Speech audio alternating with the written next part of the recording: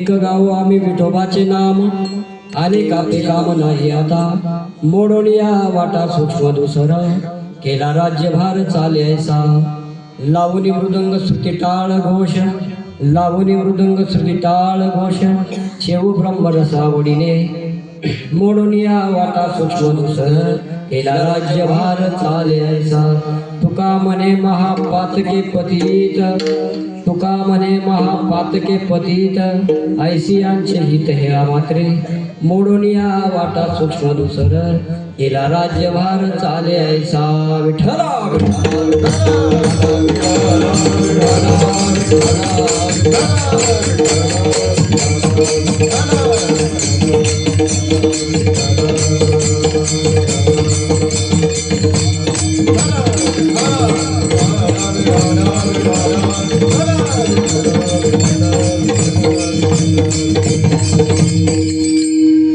महायोग पीठे तटे भीमरत्यां वरं पुंडरीकाय दातुं मुनीन्द्रं समागतचित्तं तमानन्दकन्दं परब्रह्मलिङ्गं भजे पांडुरंगा करू प्रथमनं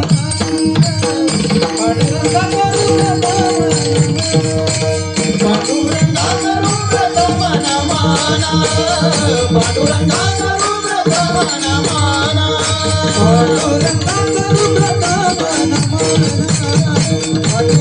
करू प्रथमनं माना पांडुरंगा करू प्रथमनं माना पांडुरंगा करू प्रथमनं माना दुसरे चरण संताचिया दुसरे चरण संताचिया दुसरे चरण संताचिया दुसरे चरण संताचिया परावे कसे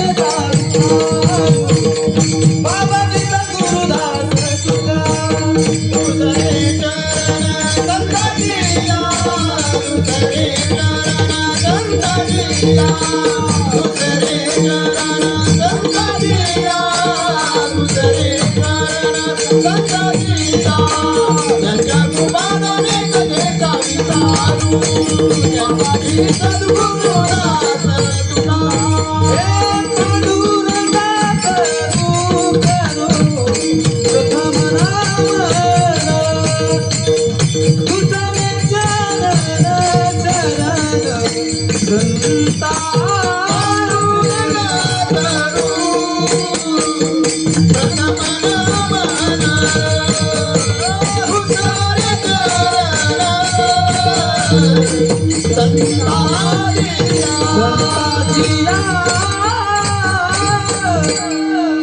जयांचे केली स्मरण होई सकळ सिद्धे विजय अधिकरण त्याची वंदो श्री गुरूंचे ते नमस्कारो नियाथा ओम नमो ज्ञानेश्वर ओम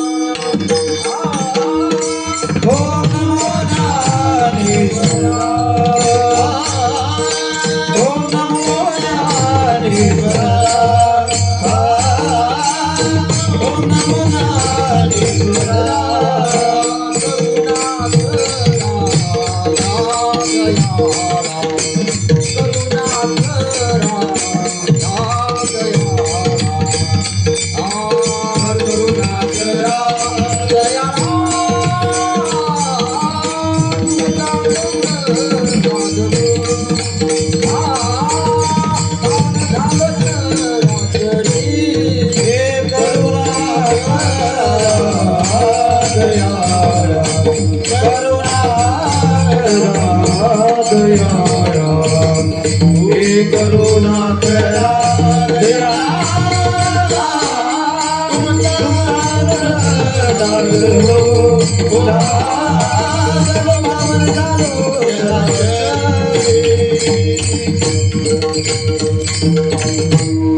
ओम नमो ज्ञानेश्वरा करुणा करा दयाळा तुमचा अनुग्रह लाभलो पावन झालो चराचरी प्रस्तुत प्राप्त ठिकाणी स्थळी प्रस्तुत प्राप्त ठिकाणी आज सेवेसाठी निवडलेला अभंग संत तुकाराम प्रस्तुत प्राप्त ठिकाणी सेवेसाठी निवडलेला अभंग हा आज पहिल्या दिवसाची सेवा असल्यामुळं जगाचे मालक आपले पंढरीनाथ पांडुरंग यांचे लढीवाळ भक्त जगद्गुरू तुकाराम महाराज यांचा चार चरणाचा नामपर प्रकरणातील अभंग आहे.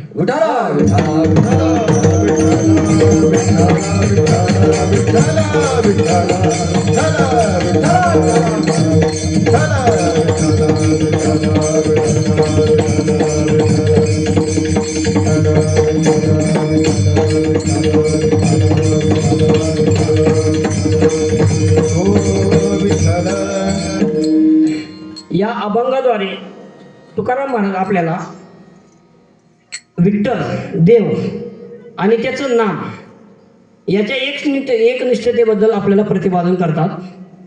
या अभंगामध्ये म्हणतात, एक गाव आम्ही विठोबाचे नाम अनेकापे काम नाही. ज्यावेळेला आम्ही आमच्या पांडुरंगाचं नाव घेतोय, त्याचं एकनिष्ठेचं नाव घेतोय, त्यावेळेला आम्हाला दुसऱ्या कुठल्याही देवाची साधना करण्याची गरज नाही असं तुकाराम महाराज म्हणतात. मग जी आपण साधना करतो त्या साधना करण्यासाठी किंवा पंढरीनाथ परमात्मा भगवंतापर्यंत पोचण्याकरता गीतेमध्ये त्याचं वर्णन आहे, भरपूर वाटा आहेत. त्या वाटा ज्या दुष्टर अडचणी वाटा होत्या त्या मोडून तुकाराम महाराज म्हणतात की आम्ही सरळ एक मार्ग केला आणि माझ्या पांडुरंगाचं नाम घेण्यासाठी त्या मार्गानं चालायचं असं प्रतिपादन करतात. मग आता ते नाम घ्यायचं आहे आपल्याला, तर नाम घ्यायचं तर मग ते कसं घ्यायचं, तर मग नुसतं शांत राहणे विठ्ठल विठ्ठल विठ्ठल म्हणत बसायचं. मग त्याच्यासाठी तुकाराम महाराज म्हणतात, लावणी मृदंग सुखी टाळ घोष, शिव ब्रह्मरस आवडीने. म्हणजे ज्यावेळेला आपण टाळ मृदंग गजरात देवाचं भजन करतो किंवा हे करतो त्यावेळेला जो भक्तिरूपी ब्रह्मरस तयार सेवन करतो तो ब्रह्मरस तुकाराम महाराज म्हणते आपण आवडीनेच सेवन करूया. आणि या आवडीने सेवन केल्यानंतर जो ब्रह्मरसाचं सेवन केल्यानंतर या नामरूपी साधनेमुळं काय होतं हे तुकाराम महाराज सांगते. तुका म्हणे महापातके पतित आयशी यांचे हित हेळा मात्रे. असा हा अभंगाचा सरळ सरळ अर्थ भावार्थ मी तुम्हाला सांगितला. माझ्या बुद्धीला जसा पटला तसा मी तुम्हाला सांगितला. जो अर्थ तुकाराम म्हणजे असाच असेल असं नाही का, त्याचं कारण असं की तो अभंग तुकाराम महाराजांचा आहे, माझा नाही. आपण प्रत्येक ठिकाणी म्हणतो तुका म्हणे नामा म्हणे. एखादा तरी कीर्तनकार म्हणला का मी स्वतः म्हणे म्हणला कुठला आहे का विठाला विठाला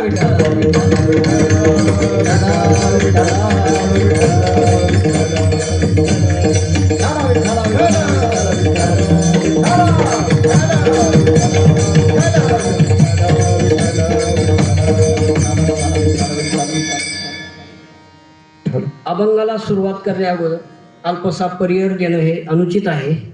आणि परिहार जर द्यायचा म्हणलं तर आज असं परिस्थिती आहे की सगळी माझीच मंडळी आहेत. जसं त्या श्रीकृष्ण भगवंताच्या समोर अर्जुन उभे राहिले होते. अर्जुनाला सांगितलं तुला काय मला काय माहित नाही, तुला फक्त युद्ध करायचं आहे. पण अर्जुनाची अशी परिस्थिती झाली, बघतोय तर समोर सगळे माझेच, ह्यात एकही बाहेरचा नाही. त्यामुळे अर्जुन त्यावेळेला एकदम कासावीस झाला. आज खरं सांगायचं म्हणलं तर माऊली सगळ्यांचं नतमस्तक होऊन सांगतो माझी अवस्था तर तीच परिस्थिती आहे. आता माझ्या पायाकडे विरुद्ध पाय असे करतायत, पाय एक पुढं एक मागं एक पुढं एक मागं, जसं काय ते परेड करतायत.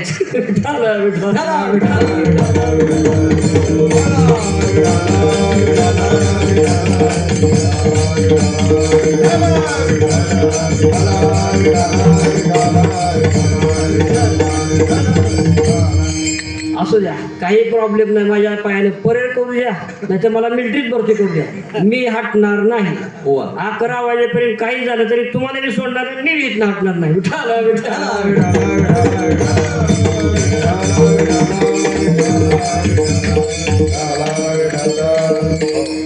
आता 2 मिनिटं आपल्या सप्त्याबद्दल जर बोलायचं म्हटलं तर आज आपल्या सप्त्याचं 74 वर्ष आहे. आणि पहिल्या दिवसाची सेवा माझ्यासारख्या अल्पमती अल्पबुद्धी जो आजपर्यंत तुमच्यातच होता, मी वेगळा नाही, फक्त तुम्ही तिथं आहात मी इथं आहे, एवढाच फरक आहे, याच्यापेक्षा वेगळा काही नाही. पण मी खऱ्या अर्थानं सांगू का, माझी जी आई इथं आहे, जी देवी आहे, तिनं माझं खरंच गारानं ऐकलं आणि माझा नवस फेडला म्हणावं लागेल. का तर मी 4 वर्षापासून विचार करतोय, अरे देवी आई माझ्यासाठी मला कुठंतरी सेवेचा चान्स दे, कुठंतरी सेवेचा दे.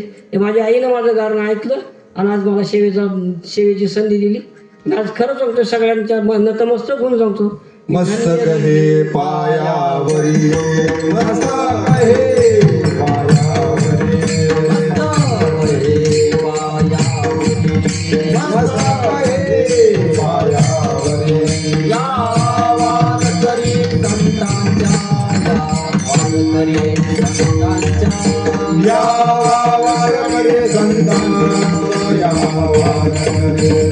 संतांच्या, या वारकरी संतांच्या, या वारकरी संतांच्या,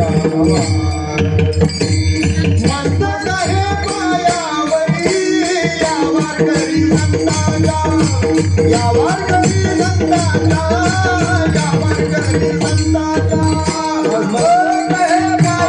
पायावरी, या वारकरी संतांच्या, या वारकरी संतांच्या, या वारकरी संतांच्या. मस्तक हे पायावरी या वारकरी संतांच्या. प्रथमतः या सप्त्याची ज्यांनी सुरुवात केली, 74 वर्षापूर्वी ज्यांनी सुरुवात केली, असे वैकुंठवासी माझे गुरुवारी, आमच्या वडिलांचे गुरुवारी असतील किंवा आमच्या अख्ख्या गावाचे गुरुवारी म्हणायचे, काय अर्थ वेगळं पण नाही.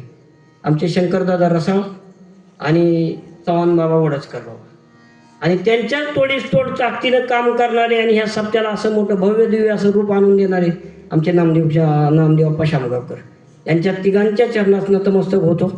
तुमच्या सर्व मायबापांच्या चरणाशी मस्तक होतो. सर्व संतांच्या चरणाशी नमस्तक होतो आणि सेवेला प्रारंभ करतो. विठ्ठल विठ्ठल.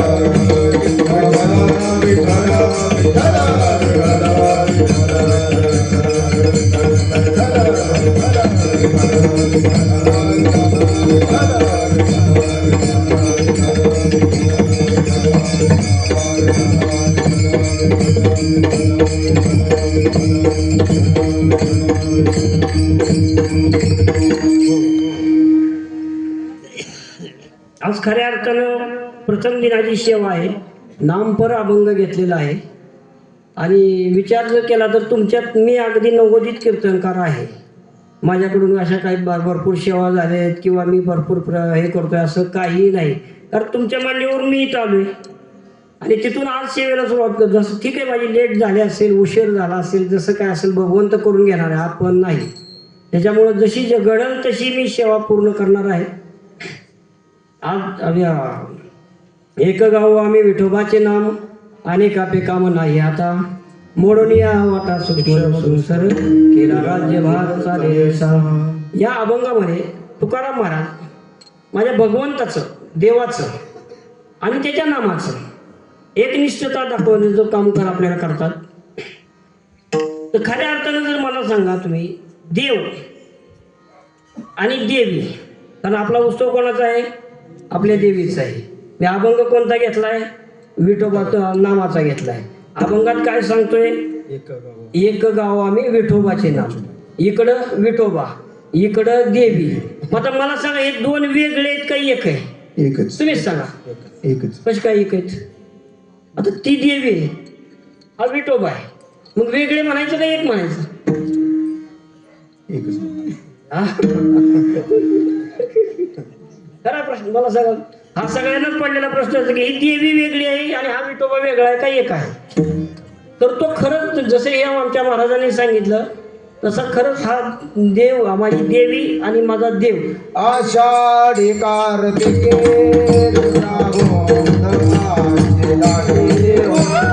आषाढी कार्तिके तुझ्या कुंडली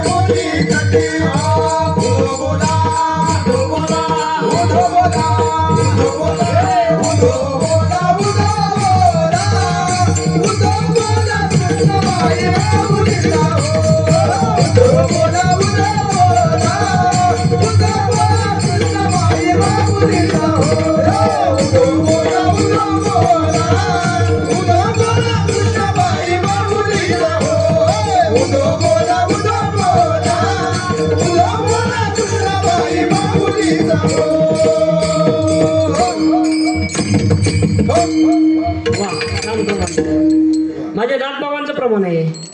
नाथबाबा काय सांग, ज्यावेळेला माझे नाथबाबा पांडुरंगाच्या समोर उभे राहिले आणि त्यांनी ज्यावेळेला बघितलं त्यावेळेला मला सांगा, त्यांना देव आपला पांडुरंग परमात्मा साक्षात देवी दिसली. एका जनार्दने आंबा उभी तसंच माझ्या तुकाराम महाराजांचं आहे बघा. तुकाराम महाराज सुद्धा आमचे ज्यावेळेला गेले आणि पांडुरंगासमोर उभे राहिले तर ते म्हणले, माझी ही कुळीची कुळदेवी, कुळीची ही कुळदेवी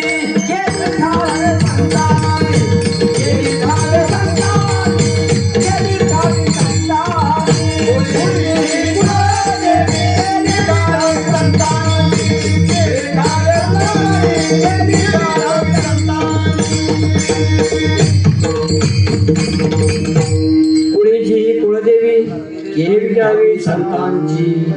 माझ्या तुकाराम महाराजांनी डायरेक्ट तिला कुळदेवीच करून टाकली. ते डायरेक्ट तुकाराम महाराज माझ्या विठोबाला विठाई म्हणतात, कधी कृष्णाई म्हणतात, कधी कानाई म्हणतात. एक एक विठाबाई माझे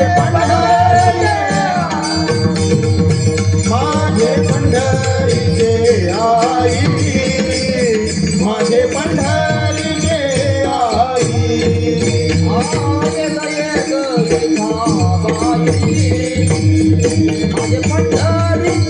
आई,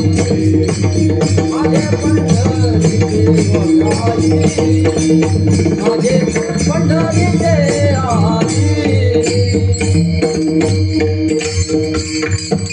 ये ग विठाबाई माझी पंढरीची आई. तुकाराम महाराज डायरेक्ट माझी पंढरीची आईच म्हणतात. तसंच माझ्या माऊलींचं बघा, माऊली ज्या वेळेला माऊलीने समोर बघितले तर माऊलीनं डायरेक्ट ती जगदंबाच दिसली. तू विटेवरी सखये वाई हो करी कृपा विटेवर सखये वाई हो करी कृपा मनोहरी हो करी कृपा मनोहरी हो करी कृपा भक्ता करुणा करी हो करी कृपा भक्ता करुणा करी हो करी कृपा भरपूर राहिली डोळा पाहिली संती देखली वरुणी विठाई वरुणी विठाई वरुणी विठाई हो सच्चिदानंद अंबाबाई हो करी कृपा अंबाबाई हो करी कृपा सच्चिदानंद अंबाबाई हो करी कृपा सच्चिदानंद अंबाबाई हो करी कृपा.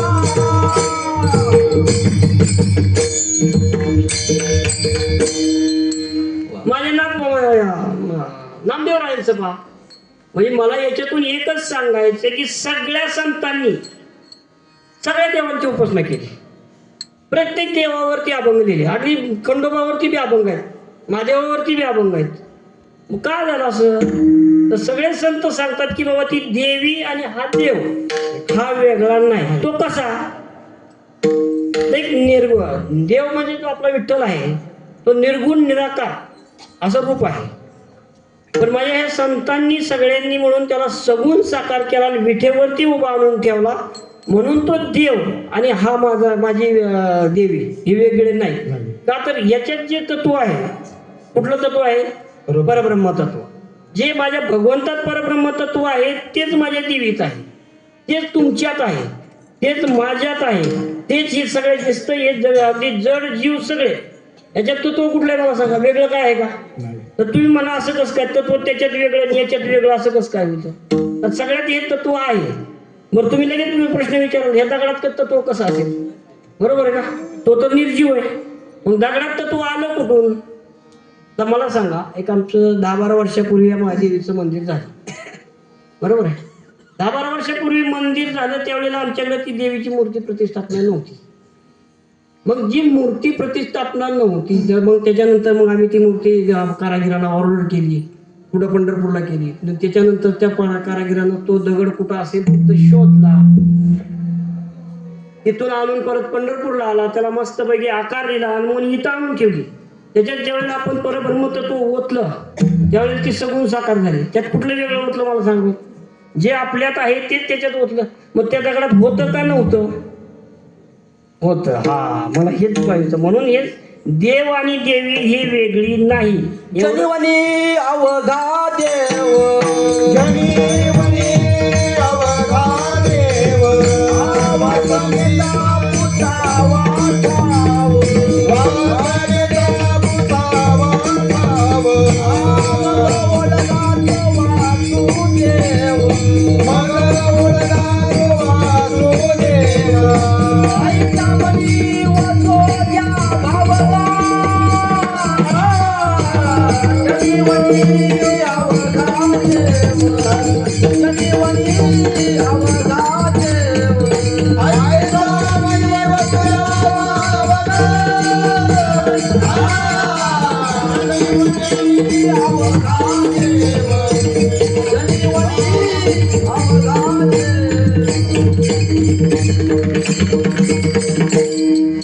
मग मला सांगा, प्रत्येकात हेच तत्व भरलेलं आहे, हेच सगळं भरलेलं आहे, सगळे एकच आहे. मग तुकाराम महाराज असे का म्हणले हो की माझा विठोबा एक बघावं, आम्ही फक्त विठोबाचंच नाव, विठोबाचं नाव का घ्यायचं? तर का? तर ज्यामुळे आपण ह्या बाकीचे हे केलेलं, तर मगाशी मी सांगितल्याप्रमाणे माझ्या मूर्तीत ज्यावेळेला मूर्ती तयार झाली त्यात परब्रह्म तत्व भरलं गेलं. त्याच्यानंतर तिला देवत्व आलं. पण तसे माझ्या विठ्ठलाची कुठं मूर्ती तुम्ही बघितली का हो?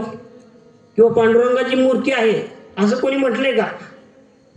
अहो पांडुरंगाची मूर्ती आहे म्हणून जनाबाईने त्याच्यावर हे केलेलं आहे बघा, एक भाष्य आहे. जो कोणी म्हणेल माझ्या विट्याची मूर्ती तयामुखी किडे फोडो, का म्हटलेलं तर ती मूर्ती नाहीच आहे पहिली गोष्ट.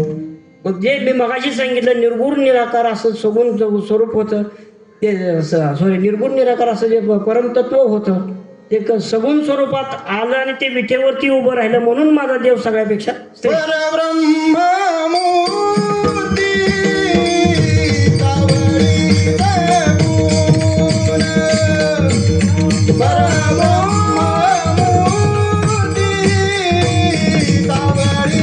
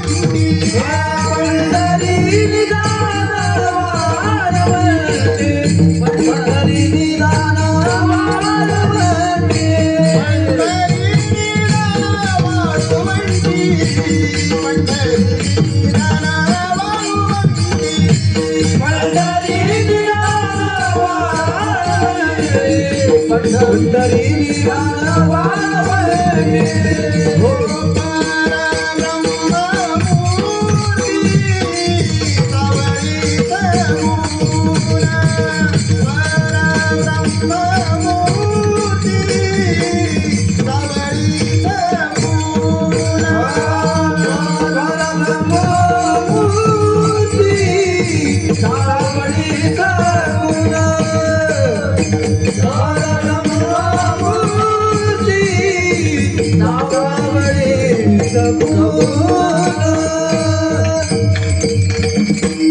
परब्रह्म मूर्ती सावळी सगुण पंढरी निदान पंढरी निदान वाळवंटी. एवढी सगुण सावळी मूर्त कुठं आहे? आपल्या पंढरीत पांडुरंगाच्या वाळवंटातच आहे. म्हणून हा देव सगळ्यात श्रेष्ठ देव का मानला जातो तर त्याला देवांचा देव असं म्हटलं जातं.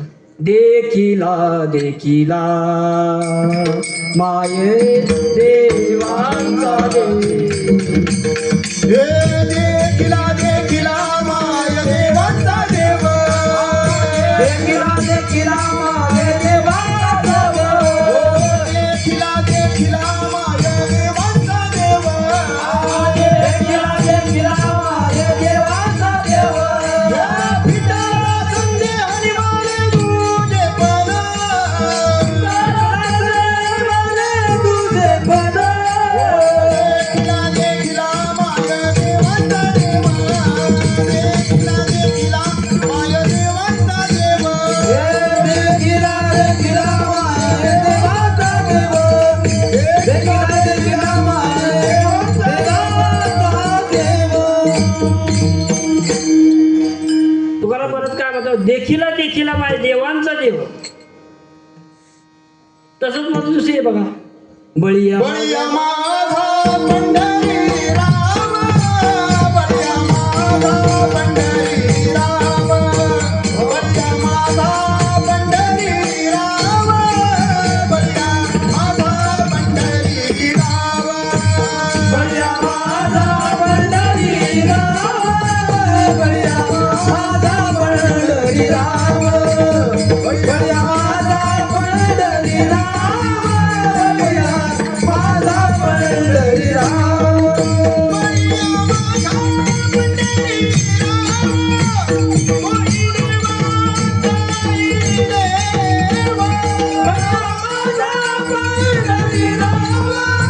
होय देवाचाही देव. बळीया माझा पंढरी राम. होय देवाचाही देव. बळ्या माझा पंढरी राम. होय देवाचाही देव. बळीया माझा पंढरी राम. बळीया माझा पंढरी राम. बळीया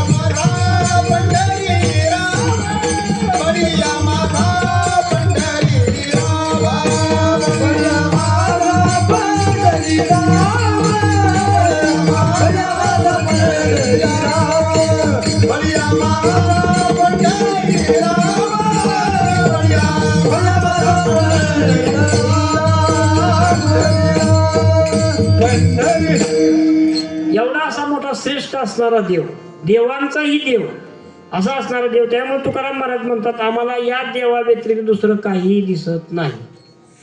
आम्ही देव भक्त असू तर फक्त पांडुरंगाचेच असू. आता पांडुरंगाचे भक्त असो, पांडुरंगाचेच भक्त असो, पांडुरंगाचंच नाम घेऊ. पण नाम काय घ्यायचं? नामाची काय ती किंमत असेल ना. म्हणून आपल्या हरिपाठात सुद्धा माझ्या माऊलीने सांगितलं, नामच कीर्तन साधन पाय सोपे, जळतील पापे जन्मांतरीचे, न लगती सायास जावे वनांतरा, सुखी दोघरा नारायण. गे गे माझे वाचे, मुखी ना विठोबाचे, घेत नाम विठोबाचे, राम पर्वत जळते पापाचे, पर्वत जळते पापाचे. घेत नाम विठोबाचे, घेत नाम विठोबाचे, पर्वत जळते पापाचे, पर्वत जळते पापाचे. नाम तारे अपार महापापी दुराचारी, घेत नाम घेत नाम घेत नाम नाम नाम घेत नाम विठोबाचे, पर्वत जळती पापाचे, पर्वत जळती पापाचे. घेता नाम विठोबाचे, घेता नाम विठोबाचे, पर्वत जळती पापाचे, पर्वत जळती पापाचे.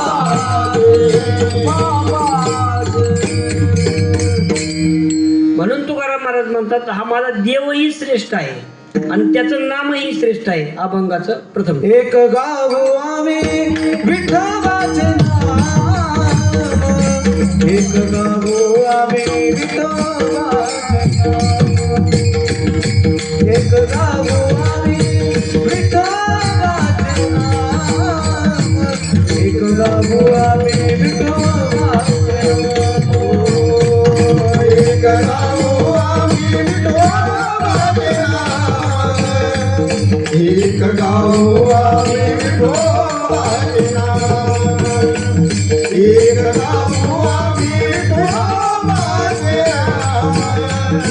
एक गाव आम्ही विठोबाचे नाम, एक गाव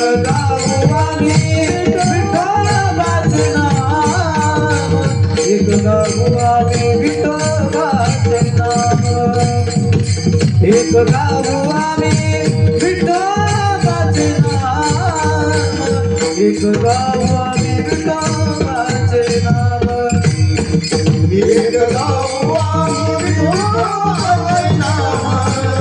नाम, एक गाव आम्ही विठोबाचे नाम, एक गाव आम्ही विठोबाचे नाम, एक गाव आम्ही विठोबाचे नाम. हे आदि काम काम नाही आता, वाणी काम काम नाही आता, आदि काम काम नाही आता, मोडलिया वाटा सूक्ष्म दुसर, मोडलिया वाटा सूक्ष्म दुसर, मोडलिया वाटा सूक्ष्म दुसर, मोडलिया वाटा सूक्ष्म दुसर. आदि काव्य नाम नाही आता, आदि काव्य नाम नाही आता, आदि काव्य नाम नाही आता, मोडलिया वाटा सूक्ष्म दुसर, मोडलिया वाटा सूक्ष्म दुसर, मोडलिया वाटा सूक्ष्म दुसर, मोडलिया वाटा सूक्ष्म दुसर. हे एक गाव आम्ही विठोबाचे नाम, आणि काम काम नाही आता, आणि काम काम नाही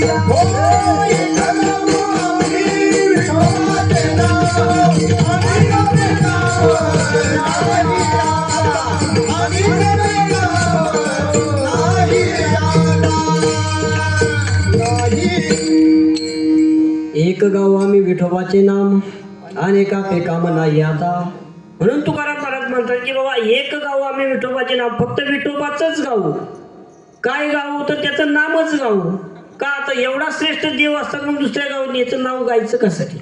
म्हणून तुकाराम महाराज सांगतात की बाबा आम्ही एक गाव आम्ही विठोबाचेच नाव. हे तुकाराम महाराजांची अनन्यता आहे. अनन्यता म्हणजे कसं असतं, अनन्य म्हणजे आम्ही दुसरं काहीच बघणार नाही, फक्त आणि फक्त माझा पांडुरंगच बघणार. तर अनन्यताचा एक छोटासा दृष्टांत सांगून जाईल. त्या वृंदावनला आपल्या तर कोणी गेले का इकडचं नाही, कोणी गेलेलं. वृंदावनला कसं आहे तिथं मस्तपैकी असतं बघा, एक प्रदक्षिण असतात.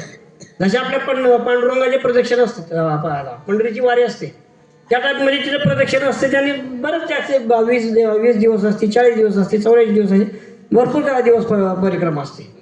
आणि असाच एक वारकरी संप्रदायाचा मस्तपैकी जाता तिथे गेलेला असतो आणि त्यांचं ते आपलं चालू असतो रोजचा कार्यक्रम. एक दिवस असं झालं असतं, संध्याकाळची वेळ असते नेमकी, ते एका गावाच्या बाजूला बाहेरच्या बाजूला मुक्कामी बसले थांबलेले असतात. आणि मुक्कामी थांबल्यानंतर मग त्यांचं कसं असतं, एका बाजूला स्वयंपाक चालू असतो, एका बाजूला इकडे मग त्यांचा जो कोण अधिकारी हे असेल, मुख्य असेल, मेन असेल, तर त्यांचं ते आपलं ह्याचं चालू असतं काम, प्रवचन कीर्तन काय ना काहीतरी चालू असतं. आणि ते नेमकं त्यांचं प्रवचन चालू असतं. जसं जसं मला इथं आसन गेले तसं ते आसनावर बसून त्यांचं प्रवचन चालू असतं. श्रोते मंडळी सगळी खाली बसलेली असते. तेवढ्यात काय होतं, एक शेतकरी त्या बाजूला निघालेला असतो. आणि ते नेमका शेतकरी बघतो, अरे इथं काहीतरी चाललंय. त्यावेळेला म्हणतो काय चाललंय, दिवसभर आपण मी काम करून कंटाळलोय, त्यापेक्षा आपलं काय चाललंय ते तर 2 मिनिटं बघता येईल. म्हणून त्यानं काय केलं, आपलं ते शेतकरी म्हणलं की डोक्यावर ओझं कायमस्वरूपी असतं. कुठलाही शेतकरी असा नाही की त्याच्या डोक्यावर ओझं नाही. बरं ते कर्जाचं असेल नाही तर गावताचं असेल, पण ओझं काय विठाला विठाला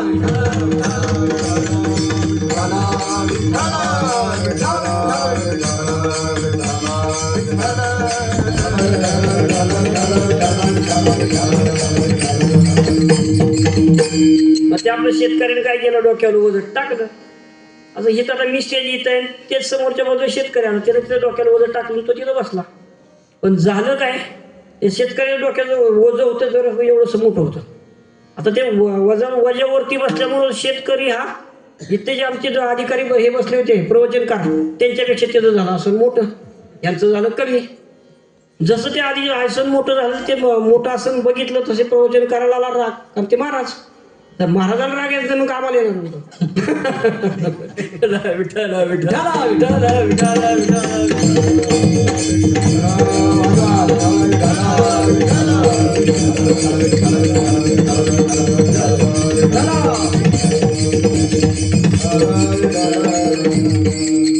महाराजांना राग. महाराज म्हणले अरे हा कोण, कुठला शेतकरी आणि माझ्यापेक्षा उंच असलं, माझ्यासमोर बसतोय, हा काय प्रकार. म्हणून महाराजांनी डायरेक्ट त्याला विचारलं, हे कोण रे तू. आता तो शेतकरीच होता, तो बी काय कच्च्या गुरुचा होता, परिपक्वच होता. अरे तो म्हणाला हा माझ्या गावात आलाय कुठून कोणाला माहित नाही, हा मला काय दम देतोय. ए म्हणा मी कोण बी असेल, तू कोण आहेस. जसं तू कोण आहे म्हणले की हा जरा प्रवचनकार जरा हुशार म्हणला, आता जाऊ ह्याला जरा आपण चांगल्या वजनदार शब्दात बोलू आणि ह्याला गार करून टाकू. अरे म्हणला मी कोण आहेस. हो म्हणला तू कोण आहेस. अरे म्हणला मी अनन्य.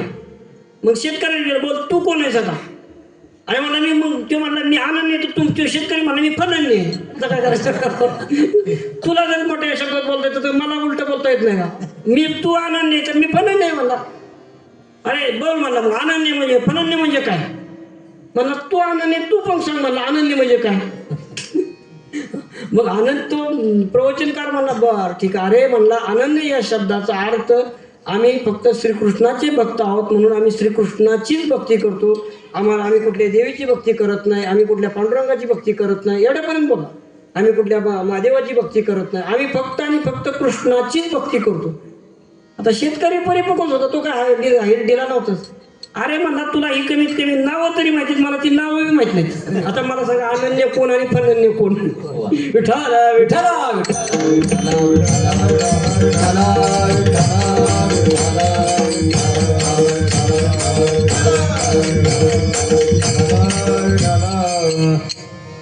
अशी आमच्या तुकाराम महाराजची अनन्यता आहे की बाबा आम्ही दुसऱ्या देवाला मानतच नाही, मानणारच नाही.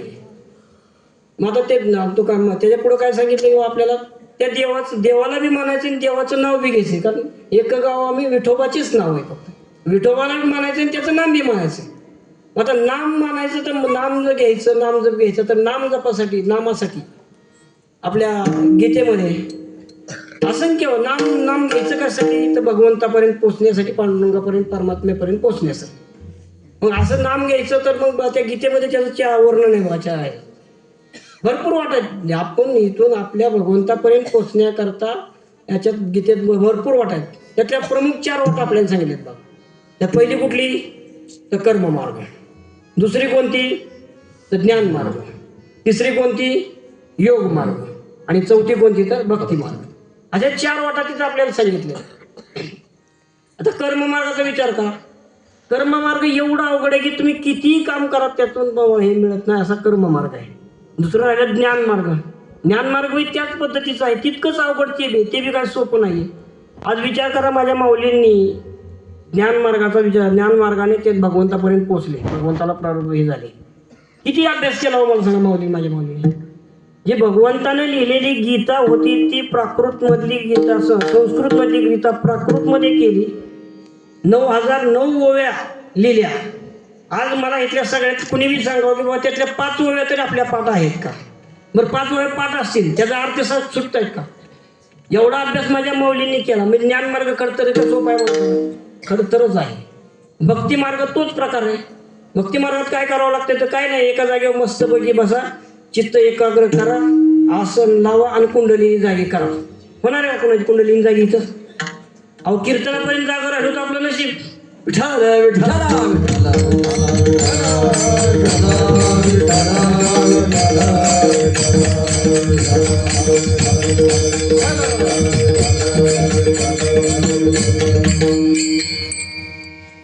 असा तो भक्ती योग मार्ग बी तसाच आहे.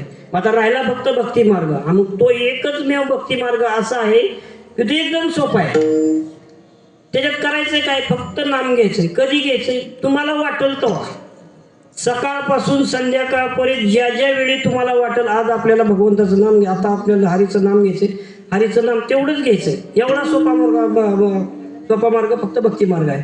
म्हणून तुकाराम महाराज सांगतात क्षण क्षणा नाम स्मरा,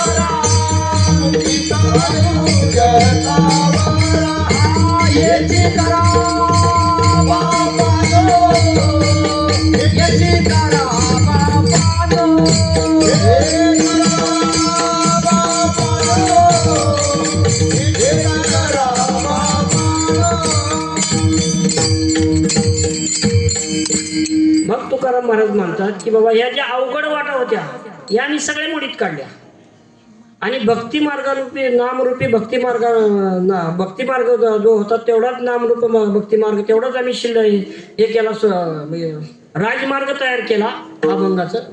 मोडून या वाटा सूक्ष्म दुस्तर,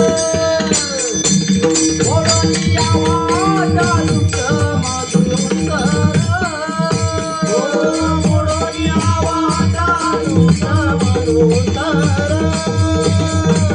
मोडून या वाटा सूक्ष्म दुस्तर, मोडून या वाटा सूक्ष्म दुस्तर,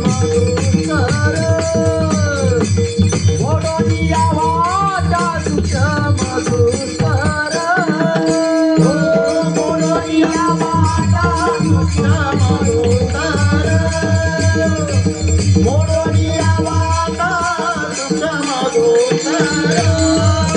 गेला राजभार चाले आईचा, गेला राजभार चाले आईचा, गेला राजभार चाले आईचा, मोडून या वाटा सूक्ष्म दुस्तर.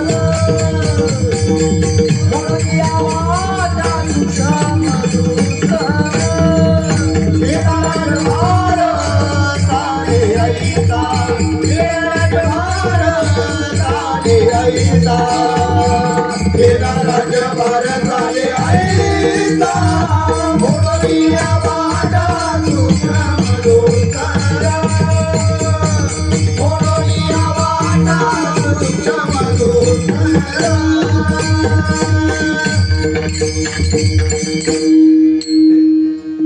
मोडून या वाटा सूक्ष्म दोसर केला राज्यभार चाले ऐसा. तुकाराम महाराज म्हणतात जेव्हा मी ज्या अवघड वाटा होत्या भगवंतापर्यंत पोचण्याकरता ज्या अवघड वाटा होत्या त्या सगळ्या मी मोडून काढलेल्या आहेत. आम्ही कुठल्याही वाटा ठेवलेल्या नाहीत आणि फक्त एकच मार्ग भक्ती मार्गाची हे वाट तेवढी राजमार्ग म्हणून तयार करून ठेवलेला आहे. आता या राजमार्गानं जायचंय.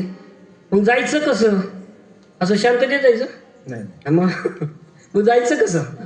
लावणी मृदुंग श्रुती टाळ घोष लावणी मृदंग श्रुती टाळ घोष लावणी मृदुंग श्रुती टाळ घोष लावणी मृदुंग श्रुती टाळ घोष लावणी मृदुंग श्रुती टाळ घोष लावणी मृदुंग श्रुती टाळ घोष लावणी मृदुंग श्रुती टाळ घोष लावणी मृदुंग श्रुती टाळ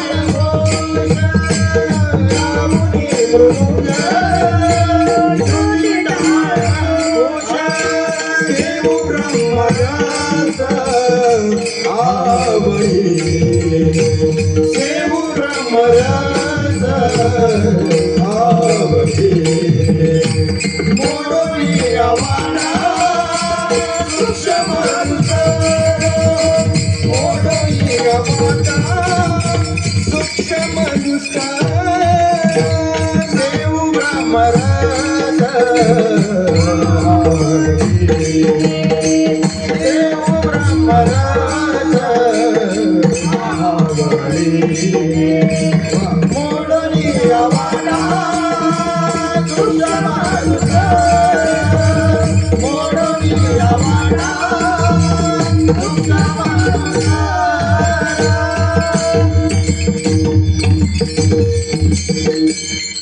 मोडून या वाटा सूक्ष्म दुसर लावणी मृदंग सुद्धी टाळ घोष शिव ब्रह्मार्थ आवडीने. तुकाराम महाराज काय म्हणतात ज्या जुन्या जर आपल्याला पांडुरंगाला परमात्म्याकडे जायचंय तर असं मोकळं ठिकाण जायचं नाही. मस्त पैकी मग टाळ मृदंगाच्या गजरात जायचंय. मग आपण मला पंढरपूरच्या वारीला जातोच आपण.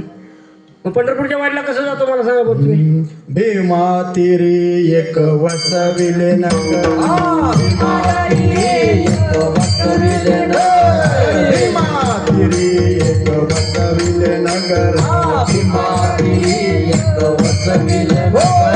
त्याचे नाव पंढरपूर त्याचे नाव पंढरपूर त्याचे नाव पंढरपूर त्याचे नाव पंढरपूर तेथील मोठाची तेथील मोठाची नरभुजात्या हो तेथील मोठाची नरभुजात्या तेथील मोठाची नरभुजात्या बैला 16,000 रे बैला 16,000 रे बैला 16,000 रे बैला 16,000 रे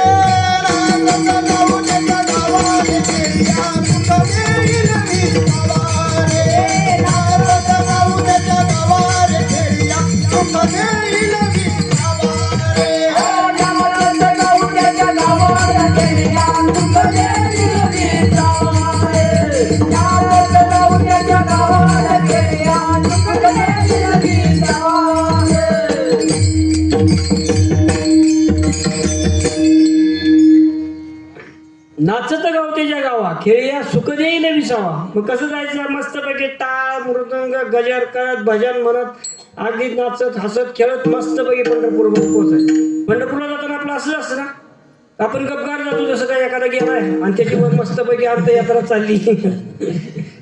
आपल्याला अंत्ययात्रेला तसंच असतं ना. पण तुम्ही एखादा भावकीतला कोणी गेला, आता जाऊ नाही कोणी सत्ता वस्तू पण तर लगेच मला भावकीतला कोणी गेला म्हणलं की लगेच त्याला विचारलं उचलला की मला अंगणात आणून ठेव. का तर घरात लोक बाहेर गेला ना तो आता शिल्लकच नाही मग तू गेला बाहेर गेला मग त्याला बाहेर आणून ठेवायचा लगेच मग बाहेर आणून ठेवला की मस्तपैकी मग पाहुण्या रावळ्यांना फोन इकडं तिकडं फोन भावकीला सगळ्या कळणार लगेच जेवढी भावकी जवळची ती पटकन येणार लगेच चर्चा अरे हेच चाललंय तेच चाललंय हे करा बाहेर राहिलेली भावकी सगळी येणार परत ती बाजूला कुठे भरायला हळूच अरे यार तिच्याकडे उशीर झाला बराच वेळ झाला गोळच झाला अजून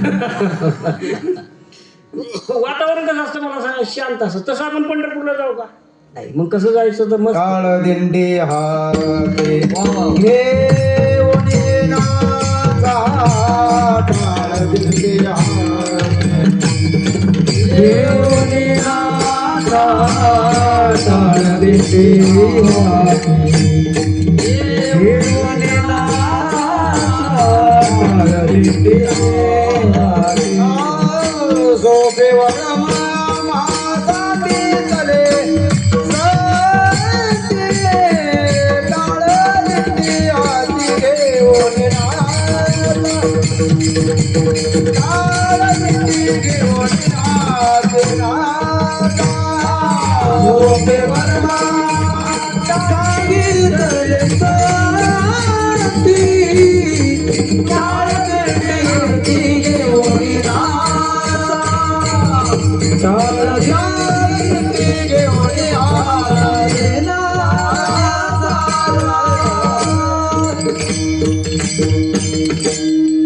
ज्यावेळेला आपण मग पंढरपूरला गेल्यानंतर तिथली गर्दी तिथले भक्तिमय वातावरण बघितल्यानंतर कसं वाटतं मला सांगा एकदम म्हणजे अगदी आपण परमतत्वाला पोचल्यागत वाटतं का नाही मग तोच परब्रह्मरस जो आहे तो सेवन करायसाठी आपण पंढरपूरला जातो मस्तपैकी सगळ्या भक्तिमय वातावरण तो रस सेवन करायचा आणि तो कसा करायचा तर मग आवडीनं करायचा कारण तुकाराम महाराजांचा शब्द आहे बघा तेव्हा लावणी मृदंग सुरी टाळ घोष जेव ब्रह्मरस आवडी आता कुठलंही काम करा मला सांगा आवडीनं करणं आणि गरजेनं करणं ह्यात काहीतरी फरक पडतो ना गरजेनं करायचं म्हणजे फक्त आता हा मला काय इथून तिथं जायची तेवढ्या गरज आहे तेवढ्या पुरतंच जायचं पण मला सांगा तरी आवडीनं काम करायचं हा मला तिथं पांडुरंगाला भेटायला जायचंय म्हणून आपण आवडीनंच जाणार ना मला पंढरपूरला जाऊ द्या पण ज्यावेळेला तुम्ही काय खरेदी करायला जाऊ तर पांडुरंगाच्या आवडीनं जात नाही खरेदी करायच्या हिशोबानंच जाणार आणि आवडीनं जायचं मग आता आवडीसाठी एक छोटासा दृष्टांत देऊन देतो काय असतं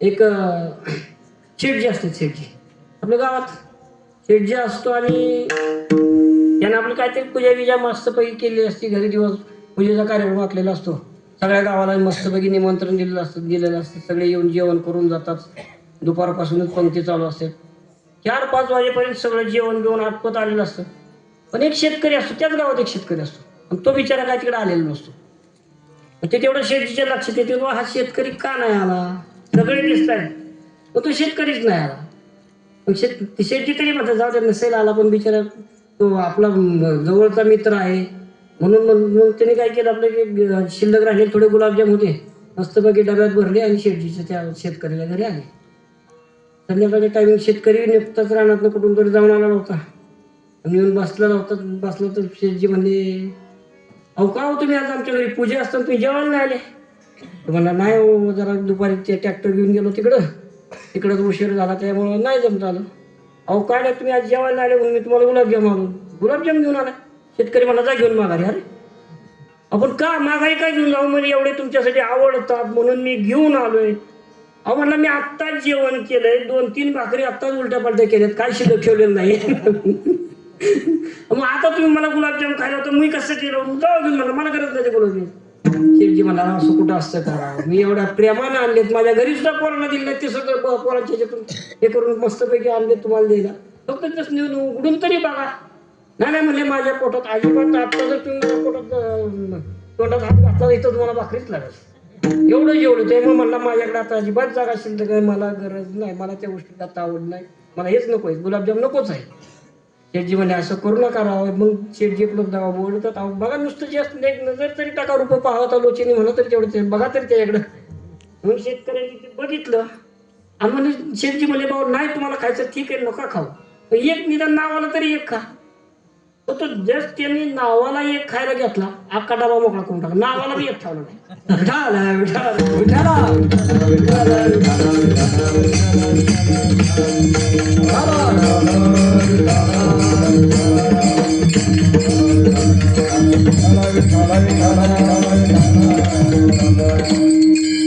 आता मला सांगा जर त्याला जर आवड नसती तर ती गुलाबजाम खाल्ली असते का किंवा त्याच्या जागी जिलेबी आणली असती खाल्ली असती का कारण आवडीला पर्याय चालत नाही आवडीला गुलाबजामच पाहिजे तसं तुकाराम महाराज म्हणतात की जर आपल्याला त्या भगवंताचं नावच घ्यायचं तर ते फक्त आवडीनंच घ्यायचं असं घ्यायचं नाही आवडीन भावे हरी नाम घ्यायचे आवडीन भावे हरी नाम घ्यायचे आवडीन भावे हरी नाम घ्यायचे आवडीन भावे हरी नाम घ्यायचे आपले सर्व तुझे चिंताची सर्व नको खेळ करू नका बोलला नको खेळ करू नका बोलला चिंता झाली सर्व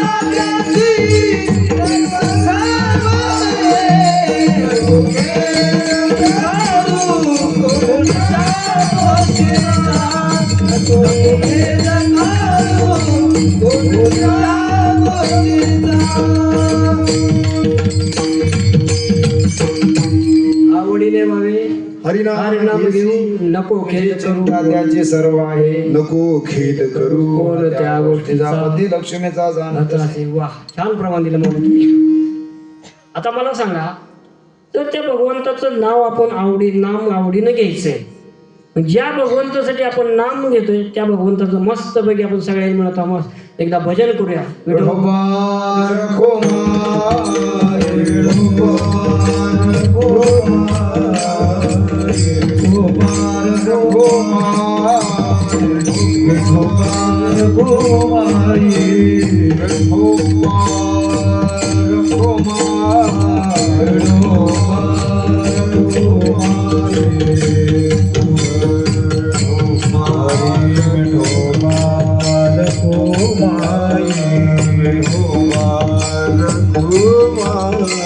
जय जय विठोबार कुमार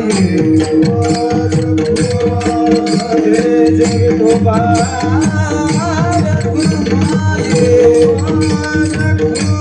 हरे विठोबा रघुमार विठोबा रघुमार हरे विठोबा रघुमार जय जय विठोबा रघुमार जय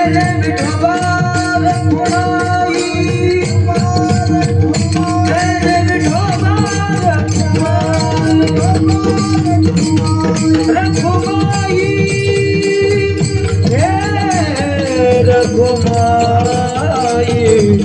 रघुमार जय जय गोपाल कुमार जय जय गोपाल कुमार जय जय गोपाल कुमार जय जय गोपाल कुमार भोला पुंडरी कमलाता श्रीनाथ देव कुमार पंडरनाथ भगवान जय गोपाल कुमार जय गोपाल कुमार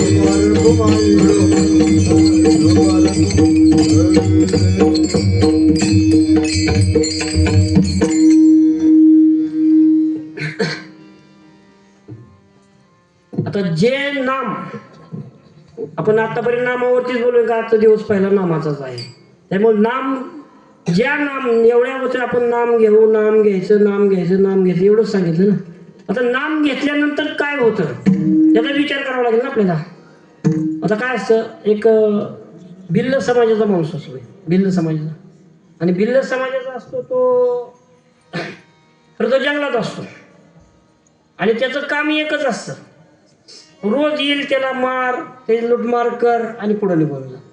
बाकी काही करत दुसरं काहीच करत नव्हतं. अहो एवढा ते दहशत होती की तो ज्या एरियात होता तिथं आसपास ते कोणी जात नव्हतं, कारण जो जाईल त्याला तो सोडतच नव्हता. बरं तो चोरी मारी सगळं करायचं पण त्याला मारल्याशिवाय सोडत नव्हता. बरं मारलं की उचललं दगड, एक रांजण होतं त्या रांजणात टाकायचं. असे 7 रांजण भरले. किती पाप झाले मला सांगा बरं तुम्ही. 7 रांजण भरले तरी त्याचा तो कार्यक्रम चालूच. उचल दगड टाकतात, उचल दगड टाकतात. दगड नुसता टाकत होता, माणूस मारल्यानंतर दगड टाकत होता ना. मग झालं काय, एक दिवशी असाच एक थोर महात्मा त्या वाटेने चालला होता आणि नारायण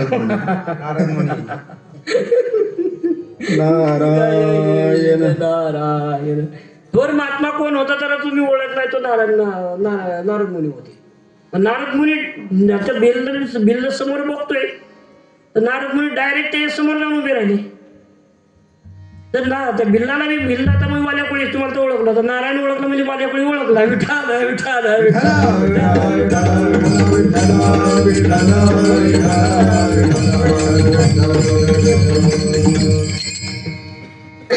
वाल्या कोळी म्हणाले हा काय प्रकार आहे, आतापर्यंत एकही माझ्या आसपास कोणी येत नाही आणि हा तर डायरेक्ट माझ्या समोर येऊन घेतो. मी ही साधी सर्वसामान्य व्यक्ती नाही, हा कोणतरी महान पुरुष असला पाहिजे. मग वाल्या कोळी आपलं त्याच्या समोर उभा राहिला. का रे बाबा तुला, मला मी आतापर्यंत एवढी जगात माझी ख्याती चालली, सगळे मला बघा घाबरतायत, माझ्या आसपास कुणी येत नाही आणि तू मात्र न भीता डायरेक्ट माझ्या पुढे आलाय, काय प्रकार काय, तुला काय पाहिजे? तर मला काय पाहिजे नाही, मला मग फक्त एवढंच सांगा, जे तुम्ही काम करताय यात तुमचं घरचं कोण सहभागी आहे का? तो म्हणला हो आहेत म्हणला. मग जा विचारून ये. तोपर्यंत मला मी इथंच सांगतो. मग तो गेला, वाल्या कोळी घरी गेला. घरी गेल्यानंतर आईला विचारलं, हे बाबा तू काय करतोय आम्हाला काय माहिती, आम्हाला 2 टाइम मिळतंय, आमचं आपलं बरं चाललंय, तर मग तुझं काय करतोय आम्हाला काय घेणं, तू काय करतोय त्यात आमचा सहभागी नाही. बायकोला विचारलं. बायको म्हणजे मला काहीच माहित नाही, तुम्ही तुमचं कर्तव्य करताय, आम्हाला जगावताय, बाकी आम्हाला काहीच माहित नाही. विषय संपला. पोरं बी तशीच म्हणली. अरे मग त्या वाल्या कोळीला प्रश्न पडला, रे हा प्रकार काय आहे? एवढं आपण सगळं करतोय तर मी तर त्यांच्यासाठी करतोय आणि एकही तयार होत नाही. माता पिता बंधू भगिनी कोणी नव्हते निर्वाणी, कोणी नव्हते निर्वाणी. इष्टा मित्र सज्जन सखी येतो सुखाची मागणी, इष्टा मित्र स्वजन सखी येतो सुखाची मागणी. एकदा मी दुःख भोगी कुंभ पाक, एक नामे दुःख भोगी कुंभ पाक. रे कोणी सोडवेना एका सद्गुरु वाचोनी, येथे कोणी सोडवेना एका सद्गुरु वाचोनी.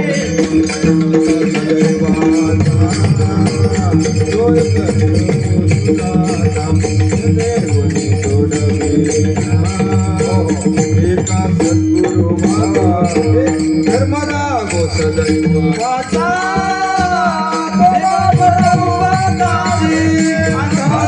दृष्टीने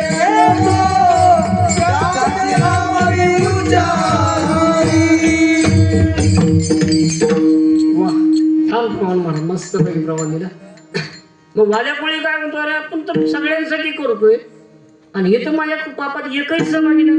मग मात्र वाल्या कोळी हाताश होतो आणि डायरेक्ट माझ्या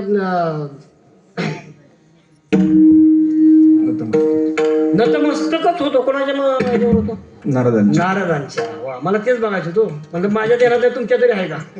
विठ्ठल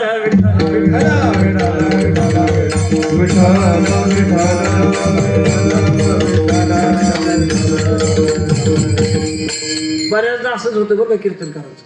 कीर्तन करायचं लक्षात नसतं, मग ते इकडे तिकडे बघतं. मग समोर सांगितलं की मला हा माझ्या तुमच्या लक्षात होतं का बघायचं, मला काय माझ्या लक्षात होतं म्हणतात, पण त्याच्याही लक्षात नसतं. विठाला विठाला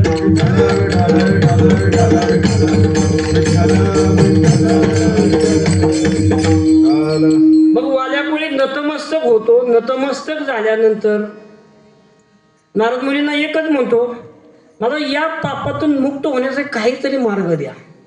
मला बाकी काय पर्याय नाही, मला ते काहीच करायचं नाही. आतापर्यंत केलं हे भरपूर केलं माझं, अगदी हे केलं, तर आता मला यातून काहीतरी मुक्त होण्यासाठी वेगळं काहीतरी मला मार्ग द्या.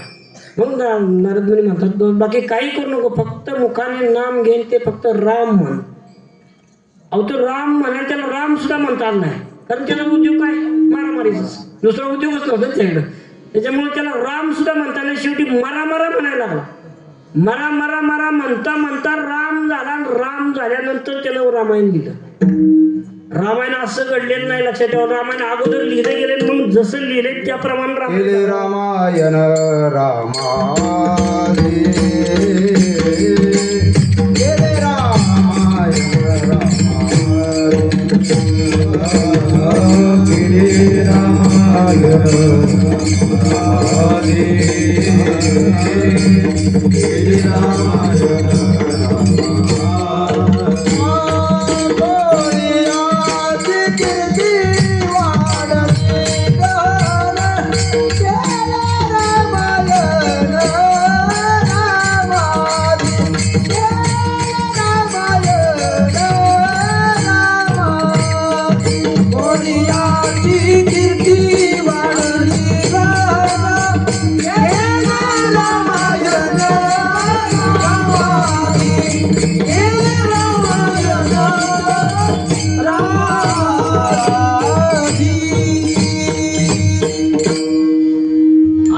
नामाची प्रकार आहे.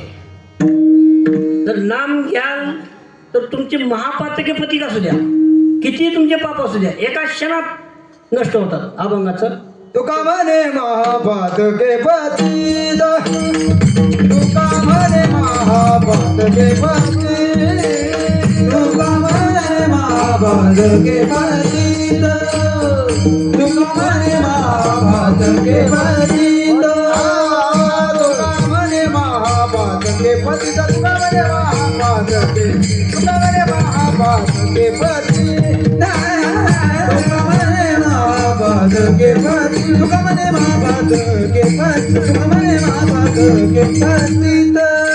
होती जीवन मुक्त हेळा मात्रे, होती जीवन मुक्त हेळा मात्रे, होती जीवन मुक्त हेळा मात्रे, मोडून यावा तुझ्या मगसार, मोडून यावा तुझ्या मगसार, होती जीवन मुक्त हेळा मात्रे, होती जीवन मुक्त हेळा मात्रे, होती जीवन मुक्त हेळा मात्रे, मोडून यावा सूक्ष्म दुसर, मोडून यावा सूक्ष्म दुसर.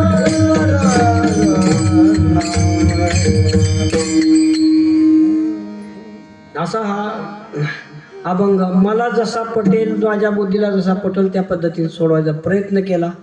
अभंगाचा अर्थ असाच असेल हे तर तुम्हाला पहिल्यांदाच सांगितलं. आणि खरं सांगू का, तुमच्या सगळ्यांचे आता आभार मानतो का, 2 तास पहिलंच कीर्तन असून तुम्ही 2 तास माझी कटकट ऐकून घेतली. आणि हा खरंच आहे ना, आता काय पहिलंच कीर्तन आहे आणि ते बी माझ्याच गावात आहे. बरं, कीर्तन झालं तरी जय जयकार, नाही झालं तर जय जयकार होणारच आहे. मला ठरलेलंच ते. विठ्ठला विठ्ठल.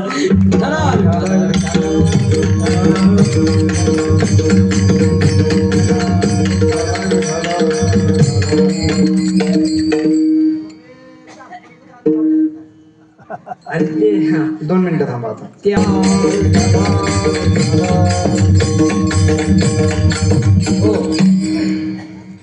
अशा रीतीने आजची सेवा जशी मला जमल तशी मी पूर्ण करण्याचा प्रयत्न केलेला आहे. जे मला जे साथ लाभली असे आमचे थोर गायक, काय नाव महाराज आपलं? एकनाथ महाराज. एकनाथ महाराज. वा, काय तुमचा आवाज आणि नियोजन मस्त, छान, बरं वाटलं. तसेच आमचे हे जे माझ्याबरोबर आलेले आहेत आमचे सगळे गुरुवर आहेत, यातला वेगळा कोणी नाही.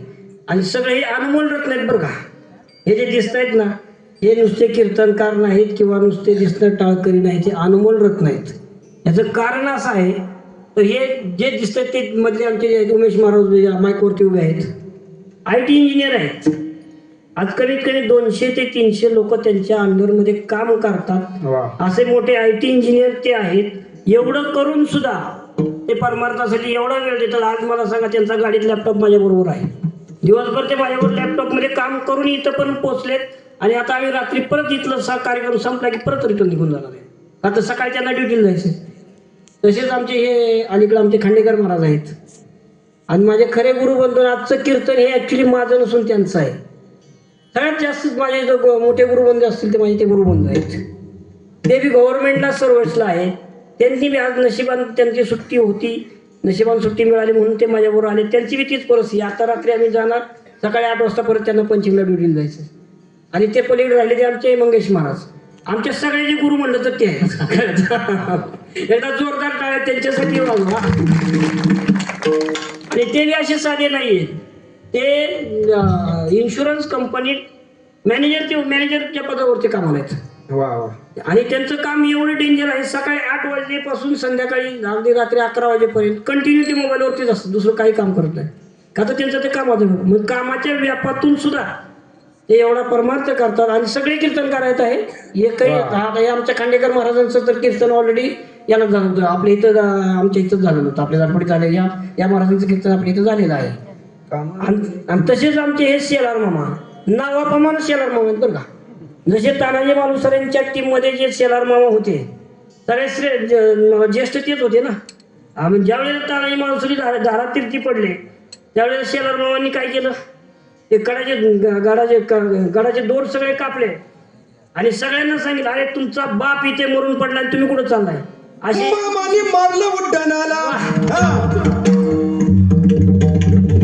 मामाने मारलं उड्डाणाला, दात खाऊन फोडलं, दात खाऊन फोडलं मुसलमानाला. वा. अरे कारण तुम्हाला सांगू का, खऱ्या अर्थानं जो आजचा म्हणण्यापेक्षा महाराष्ट्रात जे सत्तेत चाललेत, ज्यांच्यामुळं चाललेत, ती मूर्ती समोर उभे एकदा सगळ्यांनी एकदा त्याच्यावर नजर टाका. छत्रपती शिवाजी महाराज की आपण मस्त बघितलं, धर्मवीर संभाजी महाराज की. कारण खऱ्या अर्थाने विचार केला तर हे जर नसते तर सत्य कुठेही चालले नसते. गॅरंटेड सत्य चाललेच नसते. पण सत्य जे चालले आहे ते आपल्या शिवाजी महाराजांच्यामुळे चाललेले आहे. असो, जे बी काय मी बडबड केली तुम्ही ऐकून घेतली, सगळ्यांचा ऋणी आहे. सगळ्यांची नतमस्तक होतो, सगळ्यांचे आभार मानतो. आणि मला कारण जास्त बोलता येत नाही. जेवढं बोलायचं येत होतं तेवढं बोललो. जेवढं भगवंतानं मला बोलवायला बुद्धी दिली तेवढी दिली. रामकृष्ण हरी. ज्ञानेश्वर माऊली ज्ञानराज माऊली, तुकाराम ज्ञानेश्वर माऊली, ज्ञानराज माऊली, तारा ज्ञानेश्वर माऊली, ज्ञानराज माऊली, तुकाराम ज्ञानेश्वर माऊली, ज्ञानेश्वर माऊली, ज्ञानराज माऊली, तुकाराम ज्ञानेश्वर माऊली, ज्ञानराज माऊली, तुकाराम तुकाराम तुकाराम.